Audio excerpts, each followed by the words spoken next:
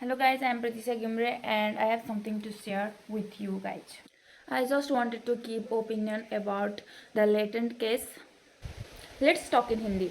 आप लोगों को पता ही है कि भारत में अभी नया नया क्या बवासीर चल रहा है इंडियाज गॉट लेटेंट की विषय में. सो इन मामलों में मैं अपनी ओपिनियन देने जा रही हूँ जिसमें मैं गलत भी हो सकती हूँ और सही भी हो सकती हूँ, पर उसको तुलना करने में मुझे आप लोगों की मदद चाहिए. जैसे आप लोगों को पता ही है कि भारत में नया नया चुनाव हुआ था, तो फिर ये बात भी आपको पता होगी कि उसी दौरान बहुत सारी क्रिएटर्स को बहुत सारी अवार्डों से सम्मानित किया गया था, वो भी नरेंद्र मोदी जी के हाथों से. क्योंकि सभी को पता है कि यूट्यूबर्स के पास हर एज की फॉलोअर्स जुड़ी हुई है और मुझे ऐसा लगता है कि इस बात के बहुत सारे लोगों ने फ़ायदा उठाया है इन अवार्डों के जरिए से, जिन्हें नरेंद्र मोदी जी से खुद अवार्ड मिला था एक अच्छे काम करने की वजह से.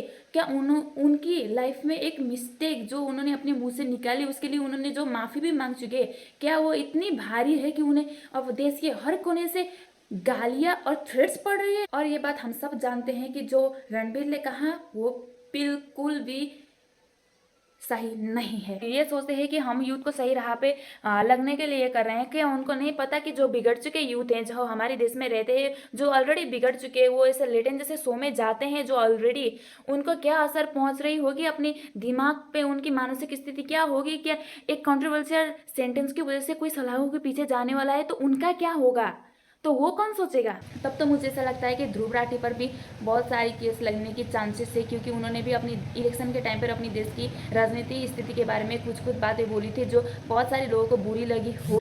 पर तब किसी के पास ये आइडिया नहीं था कि किसी की बात बोलने से ही इतने सारे केस लग सकते हैं. जब सम यूट्यूबर्स बिग बॉस में भी गए तो उनकी फैन फॉलोइंग सबको देखने मिली थी और सब फोन तो चलाते ही हैं, तो सभी ने देखा ही होगा. तो मुझे ऐसा लगता है कि बहुत सारे लोगों की पीठ पे जली हुई है कि इनके पास इतना सब कुछ कैसे है, इतना फैन फॉलोइंग और इतने सारे लोग इन्हें कैसे पसंद करते हैं. तो मुझे ऐसा लगता है कि ये जो कर रहा है वो इन सबको जड़ से ख़त्म करना चाहता है, इसलिए इतनी बारीकी से प्लान बनाया और इतनी शिद्दत से सब प्लान को सक्सेस की ओर लग रहा है.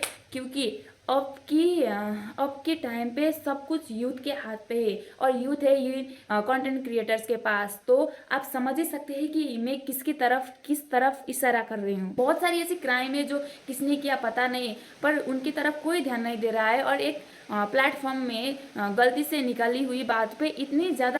फनी बात तो ये है कि अब सब बहती गंगा में हाथ धोने के लिए पहुंच चुके हैं.